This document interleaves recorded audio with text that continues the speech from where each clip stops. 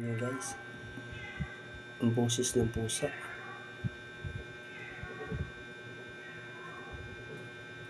Pakinggan yung boses ng pusa. 36 hours na ako naka-duty dito.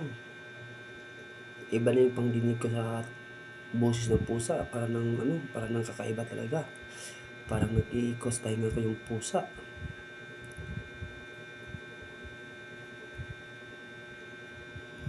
Wala siya, teka lang siya. Tingnan ko guys, wala yung boses ng pusa guys. Ito guys tingnan ko yung pusa. Pusaan siya.